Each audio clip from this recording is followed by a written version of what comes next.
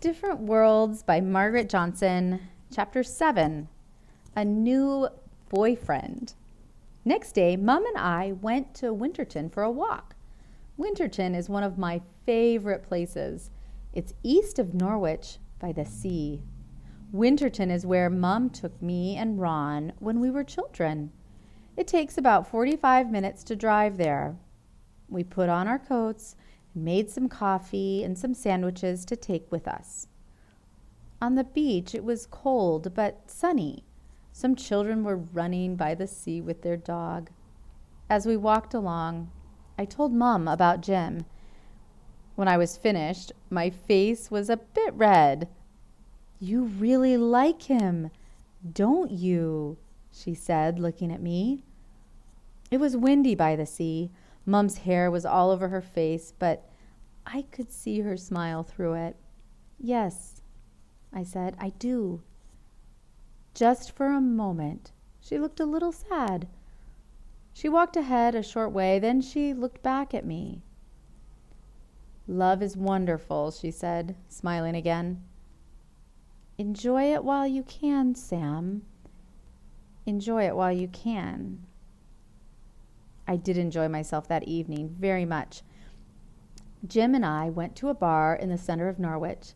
It was in the old area of town, close to the river. There was a pool table in the bar. I liked playing pool. Ron taught me how to play years ago. Now I'm better than him. Jim saw me looking at the pool table, and the next moment he was putting some money into the side of it. We played and I won easily. It only took 5 minutes. My last boyfriend got angry when he lost. But when I looked at Jim, I saw that he was laughing. I liked that. "Very good," he said, "but my snowballs are better than yours." Then he looked at me. "Can you understand me?" I smiled. "Yes," I said. "I can understand if you speak slowly. Can you understand me?" Jim smiled too. "Yes, I can understand you very well." We sat down together at a table, and for the next 2 hours, we talked. Most of the time, we spoke to each other, and sometimes we wrote things down. I didn't think about how we were talking. I was too interested in what we were saying. This was what I found out about Jim. He was 21 years old, and he was studying English at university in Norwich. This was his last year as a student. His family lived in Derbyshire, in the middle of England. He had a brother of 25, a sister of 17, and a dog called Sky. He liked walking in the hills near his family home. He told me that in winter, the hills were often white with snow. Winter was his favorite time. Then he told me the only 2 things he didn't like about Norfolk. There weren't many hills, and it didn't snow very often. Mom has told me that people who live in different places in England sound different when they speak. People from Derbyshire sound different to people from London, and people from London sound different to people from Norwich. They have different accents. So I knew that Jim probably had a different accent to the other people around us in the bar. Then Jim wanted to know about me, so I told him about my job at Busy Kids. I said that I spent a lot of my time playing and that the children don't mind about me being deaf. "I won't always work at Busy Kids," I finished. "I like working there, but I also like writing stories. One day, I want to write a book." "I'm sure you will," Jim said. "You'll write a book and you'll be famous." "I just want to be happy," I wrote on his piece of paper. But I was already happy being with Jim. "What's it like to be deaf?" Jim asked then. And I thought for a moment. "You don't mind me asking that, do you?" Jim asked. "No," I wrote. "I want to tell you, but it's difficult."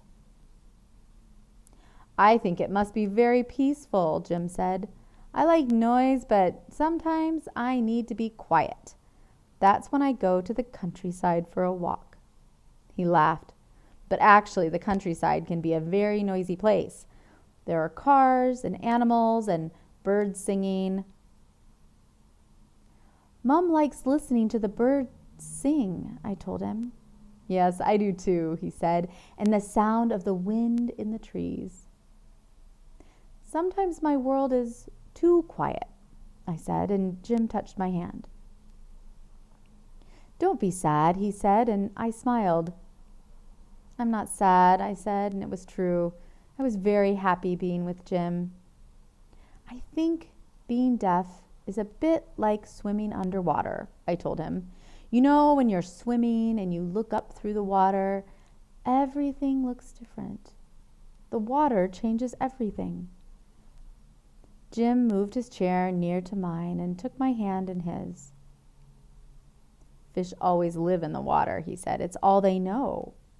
Yes, I said, and I knew he understood what I was trying to tell him. Fish don't know that the water makes things look different. When the bar closed, Jim walked home with me. He had his bicycle with him. It was dark, so I couldn't read his lips, but I didn't mind. It was nice just to be with him. We lived in different worlds because I was deaf and he wasn't. But it wasn't important.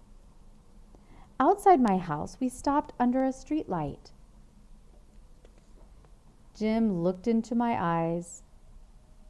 What's your mobile phone number so I can text you? I told him my mobile phone number. Then I showed him how to say goodbye in sign language. He tried it a few times.